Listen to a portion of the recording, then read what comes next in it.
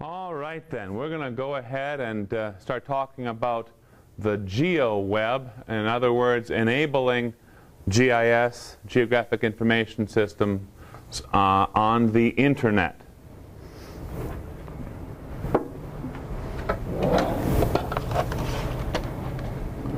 So in the beginning, we can say, and here we go again talking and putting things into an historical context for you, as much as historically as we can be with GIS.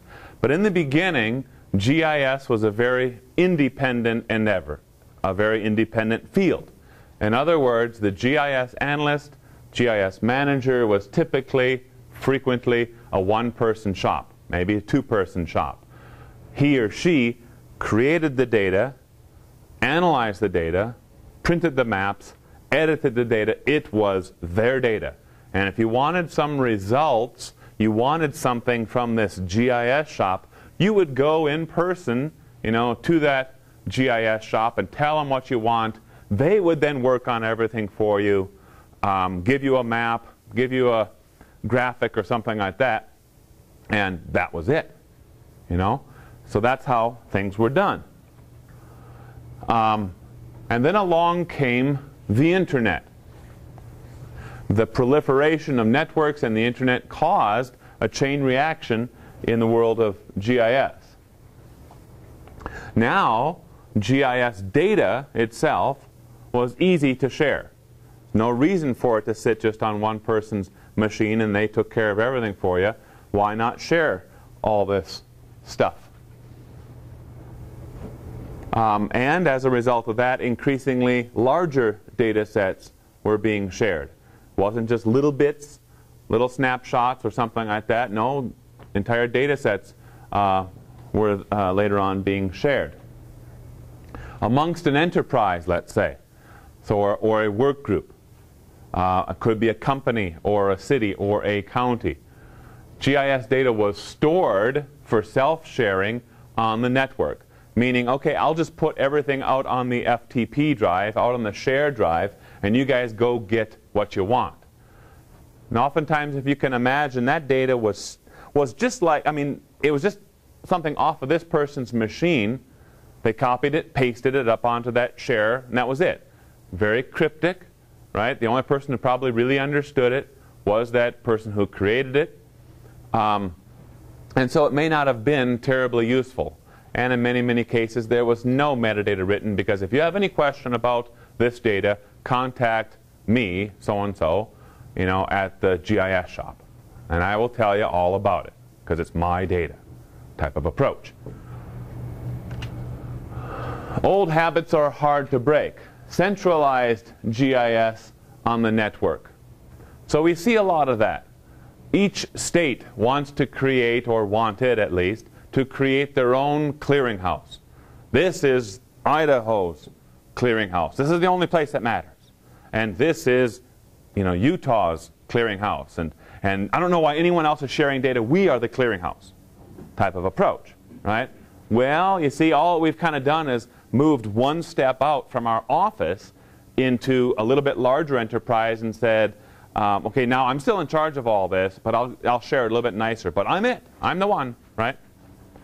The one-stop shops. I see a lot of that. We have the government, Geodata one-stop. We have all this different stuff that's been created.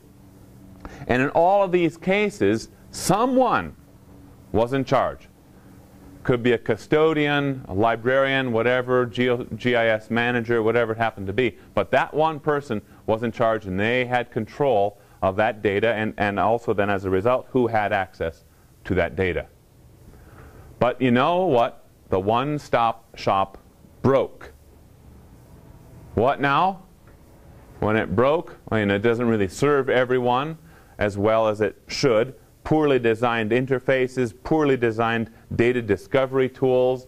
Doesn't work. Everyone started putting up their own one-stop shop. Every agency made their one-stop shop. Every university made their one-stop shop. Every city, oh my gosh, how many one-stop shops can you have? In fact, why not just reinvent the one-stop shop? Yeah, we'll all do it our own way, because I don't like the format that person's serving it in. They're using the wrong projection, blah, blah, blah, lots of excuses, lots of problems with this stuff. And in fact, there are now more than, in the United States, more than 100,000 one-stop shops. One-stop shops, more than 100,000 in the United States. That's not a one-stop shop. That's everyone, you know, every entity out there creating their own data library and supposedly making it the data library that's available to everyone, right? When you guys do a search for data, for anything, through Bing or whatever it happens to be, how many clicks do you go before you say, I'm going to try a whole new search key phrase? Do you go to the 4th page? Do you go to the 3rd page? Do you go past the 1st page? Sometimes. Not too often, right?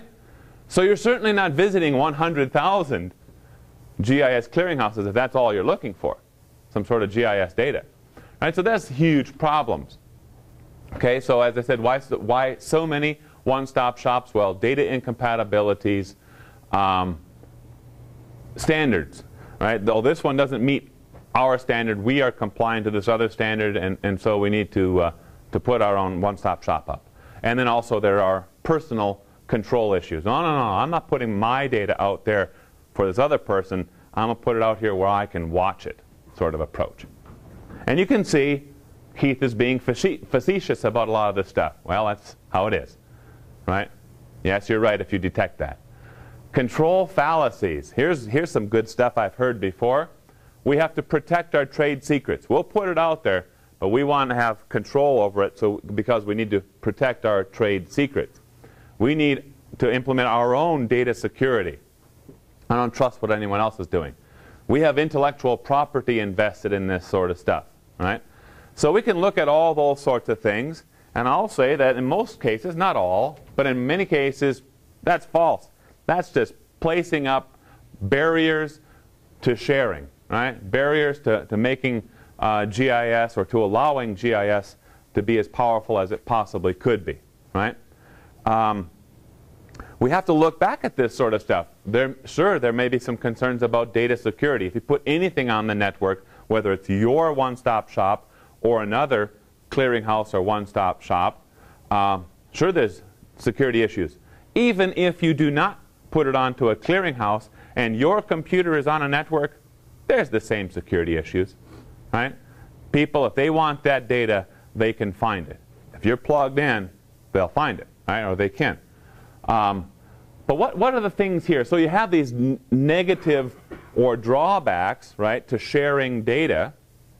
You have this, you know, the data security, intellectual property. We invested money into this. I'm not just going to give it away. What's the flip side of that?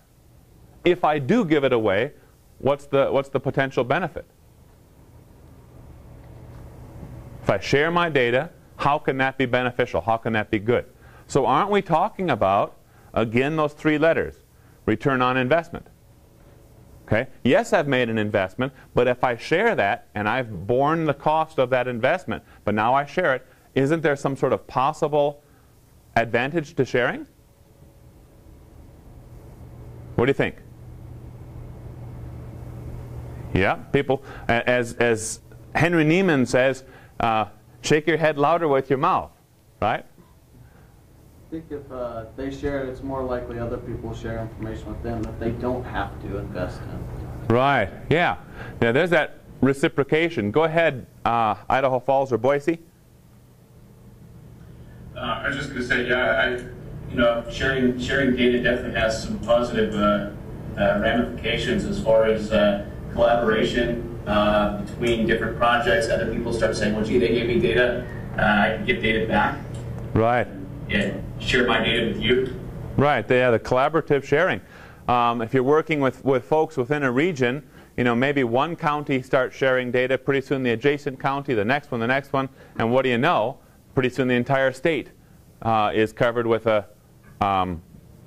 seamless roads layer or something like that. Right? So there's some depth. Someone's got to make the first step, and if everyone shares data, roads data, whatever it happens to be, then that's great benefit to the state, to the United States, and all that, without a doubt. So I said false a moment ago, and it's fair to say prove it, right? Keith says that that's false, all these different concerns. Oh, now you can say prove it. So here we go. Let me talk about two case studies, specifically IBM and Boeing. I'll tell you two little stories here fairly quickly. IBM, as you may have seen, if you look at computers or servers, they have a lot of their machines set up to run what operating system? What's the primary operating system that IBM is putting onto their machines by default?